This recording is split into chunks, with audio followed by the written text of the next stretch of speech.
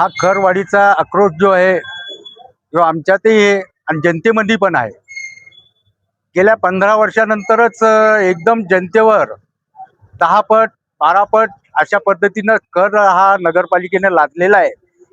याचा निषेध करण्यासाठी आणि याचा हा कर रद्द करण्यात यावा हे अशी मागणी या ठिकाणी आम्ही शिवसेनेच्या माध्यमातून या ठिकाणी केलेली आहे. कारण नगरपालिकेनं 5-6 महिन्यापासून नगरपालिकेच्या निवडणुका झाल्या. या ठिकाणी नगराध्यक्षाची बॉडी या ठिकाणी भाजप पक्षाची या ठिकाणी बसवल्या, नगराध्यक्ष बसलेला आहे. पण आता चिखली शहरातील सर्व जनतेला माहिती आहे की कोण्या पद्धतीने ह्या शहरामधली निवडणूक झालेली आहे. ही पैशाच्या अभावी पैसे वाटूनच ही निवडणूक झालेली आहे. आणि हे जे नगराध्यक्ष निवडून या ठिकाणी आलेले आहेत हे पैशाच्या भरोश्यावर या ठिकाणी निवडून आलेले आहेत. आणि हा पैसा जनतेमध्ये कुठून वसूल करायचा आणि ह्याच पद्धतीने त्यांनी हा टॅक्स इतक्या मोठ्या प्रमाणात या ठिकाणी लावलेला आहे की आज जनता खरोखर या ठिकाणी त्रस्त झालेली आहे की भाड्याच्या घरात राहण्यासारखा टॅक्स या ठिकाणी लागलेला आहे. हा तात्काळ रद्द करावा अशी शिवसेनेच्या युवा सेनेच्या माध्यमातून या ठिकाणी आम्ही ही जी मागणी केलेली आहे.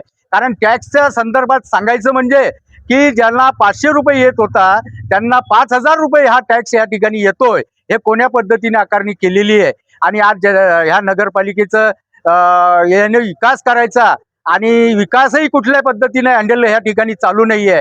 शहरातील पायसान नाल्या भरलेल्या आहेत, कचरा सुद्धा उचलल्या जात नाहीये, कचरा त्या ठिकाणी भरल्या जात नाहीये. नळाचं पाणी सुद्धा महिन्यातून 2 वेळेसच फक्त नळाला पाणी येतं.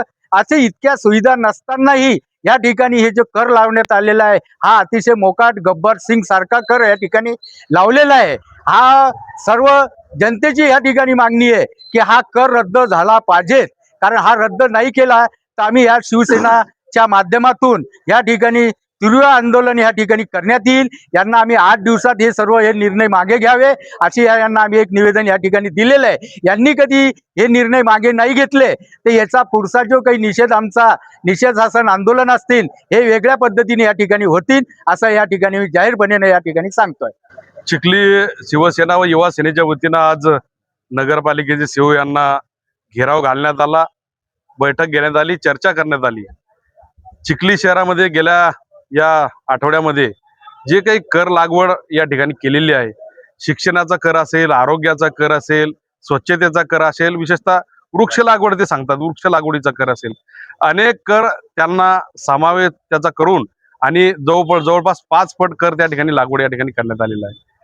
खऱ्या अर्थानं गेल्या 10-15 वर्षापासून या ठिकाणी निदर्शनास येतं की टप्प्याटप्प्यानं काही टक्क्यानं जो काही कर शहराचा वाढला गेला पाहिजे.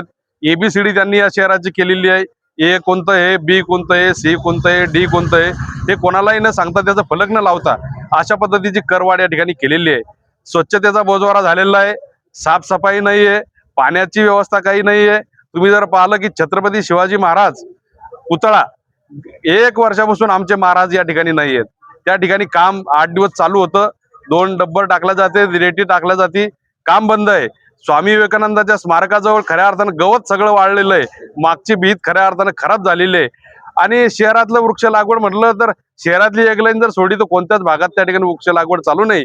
म्हणून 1.25 किमान 4 टप्पे जी काही कर लागवड या ठिकाणी केलेली आहे ही तात्काळ या ठिकाणी रद्द करण्यात यावी.